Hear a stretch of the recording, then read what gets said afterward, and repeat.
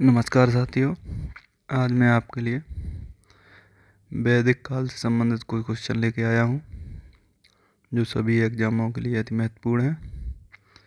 समय को नष्ट न करते हुए क्वेश्चन की तरफ देखते हैं। क्वेश्चन नंबर पहला है, पूर्व वैदिक या ऋग्वैदिक संस्कृति का काल है। ऑप्शन ए है 1500 से 1000 ईसा पूर्व, बी है 1000 से 600 ईसा पूर्व, सी है 600 ईसा पूर्व से 500 ईसा पूर्व, डी है इनमें से कोई नहीं। इसका आंसर हो जाएगा आपका ऑप्शन नंबर ए, यानी कि ऋग्वैदिक काल 1500 से 1000 ईसा पूर्व तक चला है। पूरे वैदिक काल का जो समय है वो है 1500 से 600 ईसा पूर्व।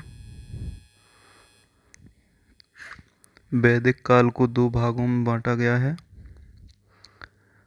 वैदिक काल को दो भागों में डिवाइड किया गया है, एक ऋग्वैदिक काल, एक है उत्तर वैदिक काल। उत्तर वैदिक काल, ऋग्वैदिक काल का ये 1500 से 1000 ईसा पूर्व है, जबकि उत्तर वैदिक काल का समय है 1000 ईसा पूर्व से 600 ईसा पूर्व। चलते हैं अगले क्वेश्चन में। वेदों की संख्या कितनी है? ऑप्शन ए है 2, बी है 4, सी है 5, डी है 3। आपका आंसर है ऑप्शन बी 4। चार कौन कौन से वेद हैं देख लेते हैं। पहला वेद है आपका ऋग्वेद, दूसरा है यजुर्वेद, तीसरा है सामवेद, चौथा है अथर्ववेद।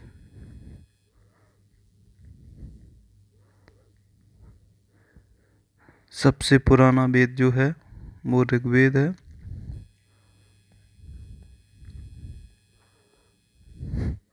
और सबसे नया है वो अथर्ववेद है।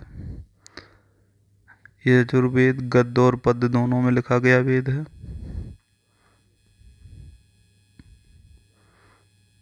पद्य दोनों में लिखा, जबकि संगीत का जनक अगर पूछा जाए तो ये सामवेद हो जाएगा। संगीत का जनक वेद कौन सा है? अगला देखते हैं। किस देवता को ऋग्वेद में पुरंदर कहा गया है? ऑप्शन है ए इंद्र, बी अग्नि, सी वरुण, डी सोम। इसका आंसर आपका हो जाएगा ए इंद्र। अगला क्वेश्चन है, भारतीय संगीत का आदि ग्रंथ किस वेद को कहा जाता है? आपका ऑप्शन है ए ऋग्वेद, बी अर्थवेद, सी यजुर्वेद, डी सामवेद। आपका आंसर हो जाएगा डी सामवेद। अथर्ववेद में तंत्र मंत्र और जादू टोनों के बारे में बताया गया है, का वर्णन है। गायत्री मंत्र जो है ये ऋग्वेद में है। यजुर्वेद गद्य पद्य दोनों में लिखा गया है। अगला क्वेश्चन है, ऋग्वेद में कुल कितने मंडल हैं? आंसर है ए 10।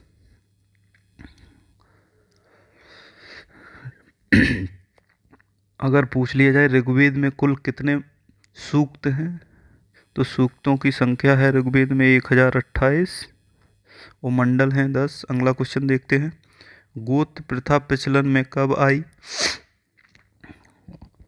ऑप्शन है ए ऋग्वैदिक काल, बी है उत्तर वैदिक काल, सी है महाकाव्य काल, डी है सूत्र काल।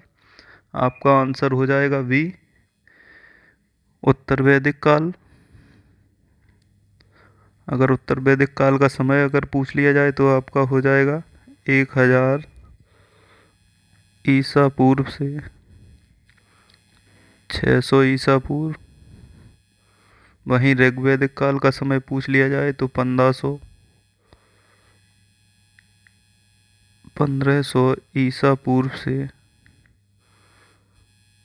1000 ईसा पूर्व।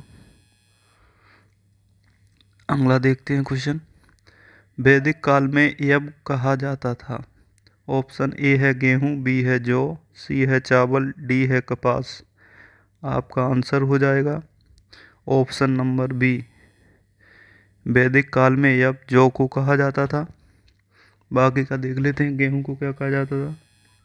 वैदिक काल में गेहूं को गोधूमा कहा जाता था। चावल को ब्रीही कहा जाता था।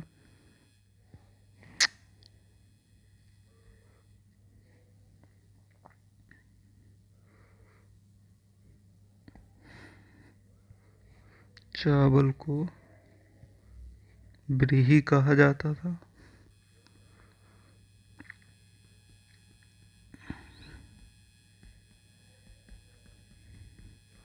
अगला क्वेश्चन देखते हैं। निम्न में से प्राचीनतम पुराण कौन सा है? ऑप्शन ए है मत्स्य पुराण, बी है भागवत पुराण, सी है विष्णु पुराण और डी है वायु पुराण। आपका आंसर हो जाएगा ऑप्शन ए मत्स्य पुराण। अगला क्वेश्चन देखते हैं। ऋग्वैदिक काल के सबसे प्रधान देवता कौन थे? ऑप्शन ए है अग्नि, बी है इंद्र, सी है पशुपति, डी है प्रजापति। आपका आंसर हो जाएगा ऑप्शन नंबर बी इंद्र। अगर यहीं आपसे पूछ लिया जाए कि उत्तर वैदिक काल का पूछ लिया जाए कि उत्तर वैदिक काल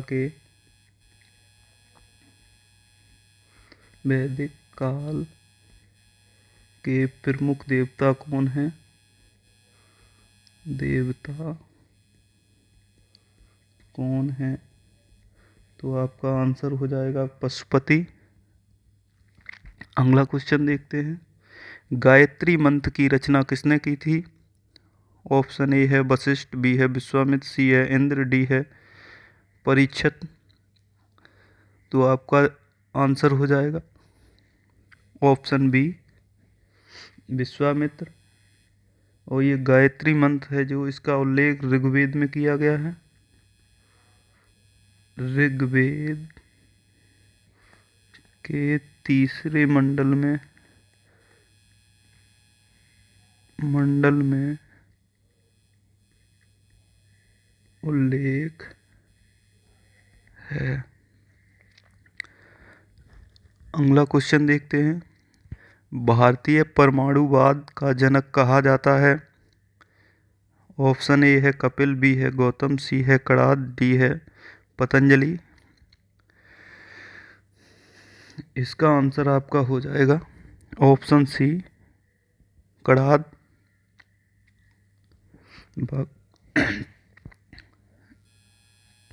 कपिल मुनि को सांख्य दर्शन का प्रतिपादक कहा जाता है। सांख्य दर्शन का जनक या प्रतिपादक कहा जाता है। वहीं गौतम को न्याय दर्शन का।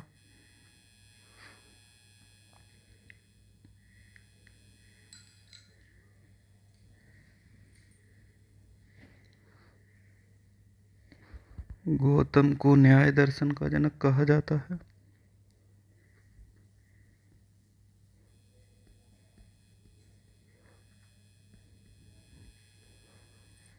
पतंजलि को योग दर्शन का।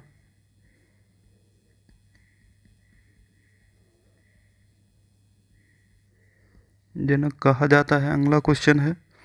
आर्यों की सभ्यता कैसी थी? ऑप्शन ए है ग्रामीण, बी है शहरी, सी है खानबादोश, डी है जनजातीय। इसका आंसर हो जाएगा आपका ऑप्शन ए ग्रामीण। अगर यहीं आपसे पूछा जाए कि हड़प्पा वासियों की सभ्यता कैसी थी या हड़प्पा सभ्यता कैसी सभ्यता थी,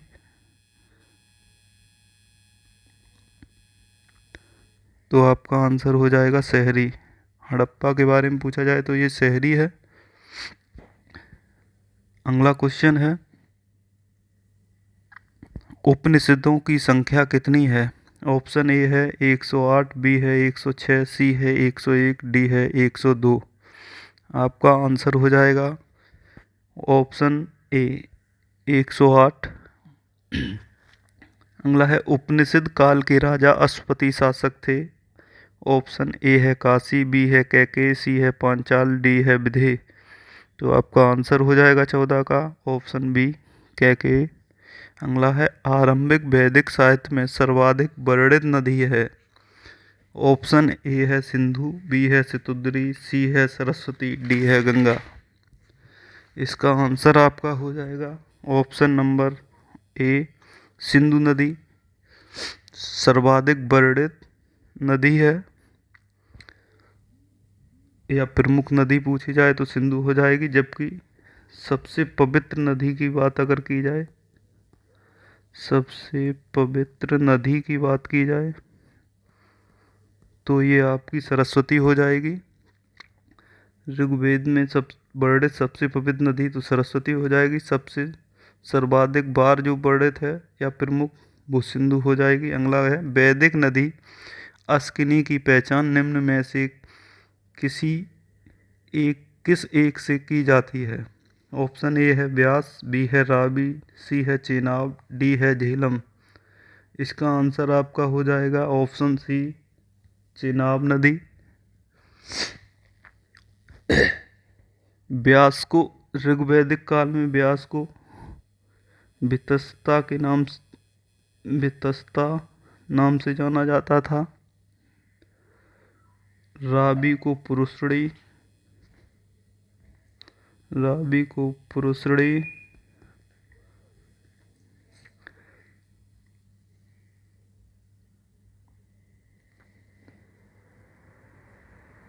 नदी के नाम से जाना जाता था। तो नहीं रहा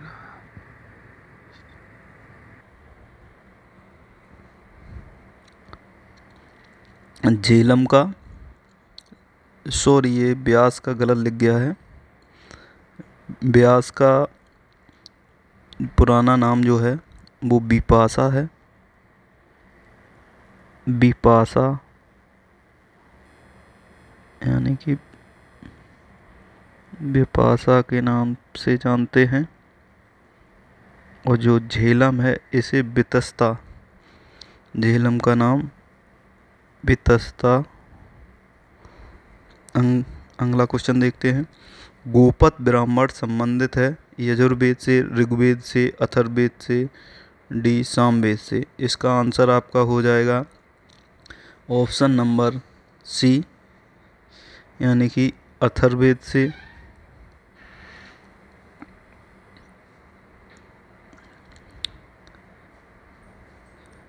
ये तीनों को यजुर्वेद, ऋग्वेद और सामवेद को मिला के वेद त्रयी भी कहा जाता है। वेद त्रयी की संज्ञा दी जाती है यजुर्वेद, ऋग्वेद और सामवेद को मिला के। अगर पूछा जाए सबसे पुराना वेद, सबसे पुराना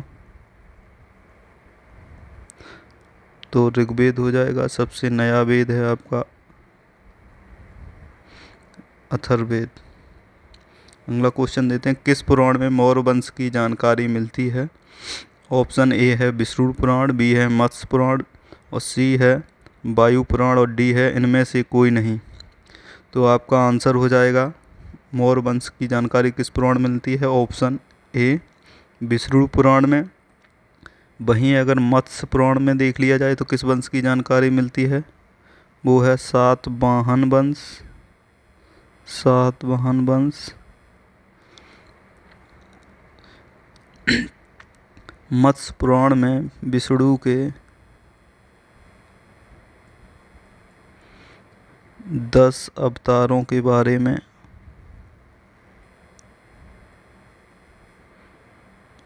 जानकारी मिलती है। अगला है वायु पुराण। वायु पुराण में गुप्त वंश की जानकारी मिलती है।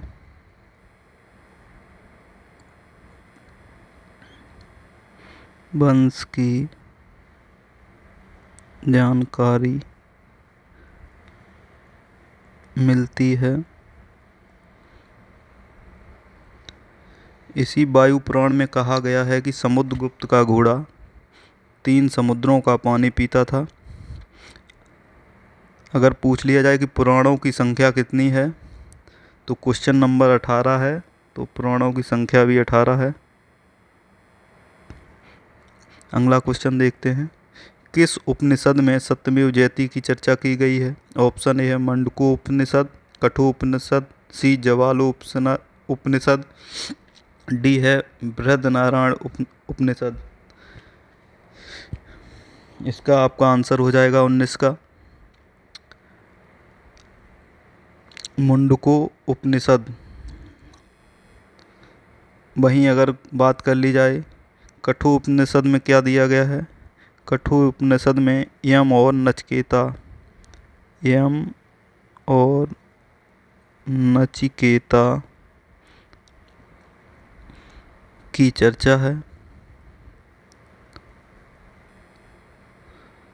अगला है जवालो उपनिषद। इसमें सर्वप्रथम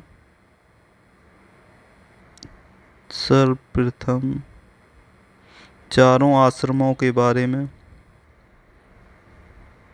जानकारी मिलती है।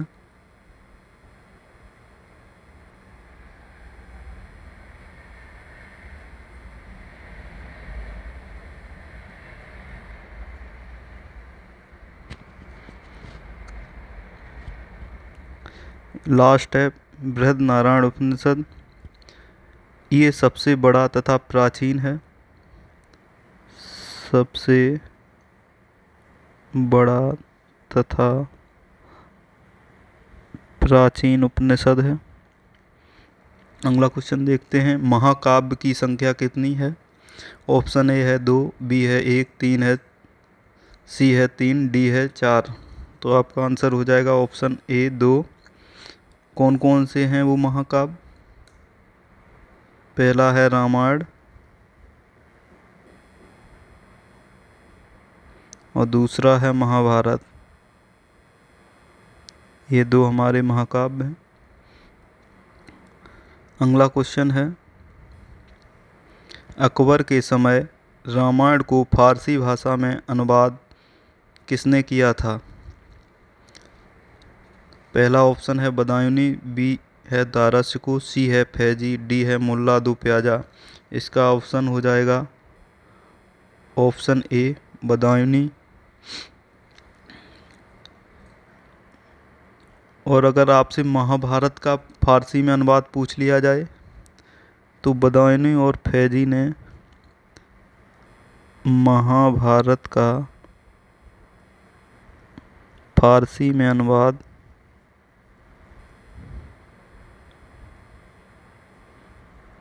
रज्मनामा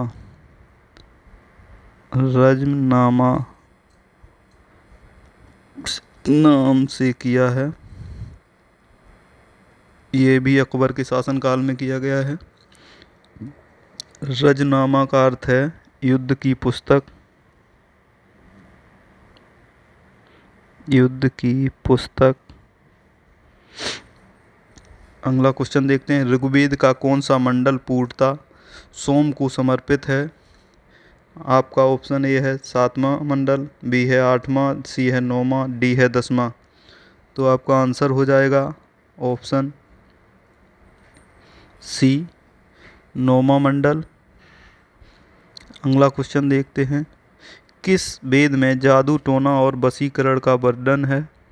ऑप्शन ए है ऋग्वेद, बी है यजुर्वेद, सी है अथर्ववेद, डी है सामवेद। इसका आंसर हो जाएगा आपका सी अथर्ववेद। ऋग्वेद में गायत्री मंत्र का वर्णन है।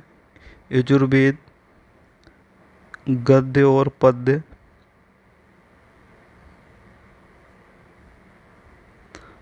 दोनों में लिखित है, दोनों में लिखा गया वेद है। वहीं सामवेद को संगीत का जनक कहते हैं, संगीत का जनक वेद है सामवेद। अगला क्वेश्चन है। भारत के किस स्थल से लौह धातु के प्राचीन प्रमाण मिले हैं? ऑप्शन ए है तक्षशिला, सी है कौशाम्बी, डी है हस्तिनापुर, बी है अतरंजी खेड़ा। तो ऑप्शन इसका आंसर हो जाएगा ऑप्शन बी अतरंजी खेड़ा। अगला क्वेश्चन है, उपनिषद पुस्तकें किस पर आधारित थीं? ऑप्शन ए है धर्म पर, बी है योग पर, सी है विधि पर, डी है दर्शन पर। इसका आंसर हो जाएगा आपका ऑप्शन डी, दर्शन पर उपनिषद। अगला क्वेश्चन है, प्रसिद्ध 10 राजाओं का युद्ध किस नदी के तट पर लड़ा गया था? ऑप्शन ए है गंगा, बी है ब्रह्मपुत्र, सी है कावेरी, डी है पुरुषड़ी। तो आपका आंसर हो जाएगा पुरुषड़ी नदी। इसका वर्तमान में रावी नदी के नाम से जानते हैं। वर्तमान नाम पुरुषड़ी का रावी नदी है। अगला क्वेश्चन है, महाभारत मूलतः किस नाम से जानी जाती थी? ऑप्शन ए है बृहत कथा, बी है ब्राह्मण, सी है बृहत संहिता, डी है जय संहिता। इसका आपका आंसर हो जाएगा जय संहिता। आज के लिए इतना ही दोस्तों, मिलते हैं अगले टॉपिक को लेकर अगली वीडियो में। वीडियो पसंद आई हो तो चैनल को सब्सक्राइब करें और वीडियो को लाइक एंड शेयर करें। धन्यवाद, थैंक यू। मिलते हैं अगली वीडियो में।